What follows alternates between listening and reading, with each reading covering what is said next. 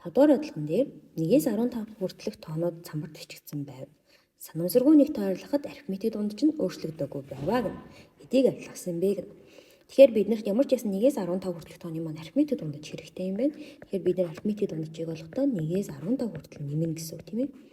Тэрийг нэмээд хитэн ширхэг тоо байна. Түүндээ хуваадаг учраас 15 тоо хуваана гэсэн. За ингээд нийт нийлбэр маань 1-ээс 15 хүртэлх тооны нийлбэр 120.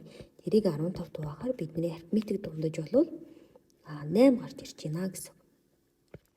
За гэтэл ингэсэн нэг тоо арилгахад гэсэн. Нэг тоо арилгана гэдэг нь биднэрт яасан бэ гэхээр 15 тооноос маань нэгийг арилгахаар 14 тоо үлдсэн гэсэн үг. Тэгвэл тэгэхэд яасан бэ гэхээр арифметик дундаж нь өөрчлөгдөв гэсэн. Бидний 14 тооны маань арифметик дундаж нь яах нь 8 хിവэрэ байсан байна гэсэн үг. Тэгэхээр бид нар 14 тооныхоо нийлбэрийг олж болно. Тэгэхээр 14-ийг 8-аар үржүүлэхээр 112 гарна гэсэн үг. Энэ бол нөгөө 14 тооны маань нийлбэр.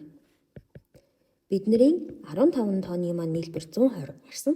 Гэтэл нэг тоо арилгачаад байхад нийлбэр нь 112 гарсан юм бол арилгасан тоогоо олохын тулд 112-оос 120-оос 112-ыг хасгаад бид нар 8 гэдэг тоог арилгасан байх нэ гэд дэ хариулт байна гэсэн. За 6 дахь бодлогын хувьд энэ үржүүрийг 28 хуваахад үлдэгдэл нь хэд байх вэ гэсэн. За үржүүлээд 28-таа хуваачч болно. За дахиад арай өөрөөр бас ингэж бидүүлэх болно. 28 гэдэг тоо бол өөрөө 4-ийг үржих нь 7 гэдэг тооны үржүүр.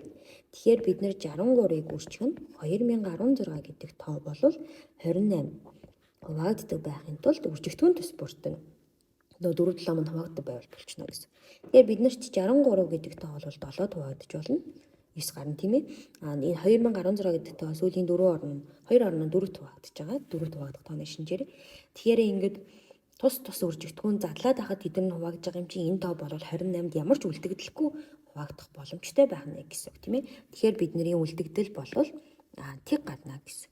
Хэрвээ бүр ингэж хуваагдлынхаа чанарыг харж чадахгүй байвал тоогоо үржүүлээд хуваагаад үлдэгдлээ бас олж болох нэ.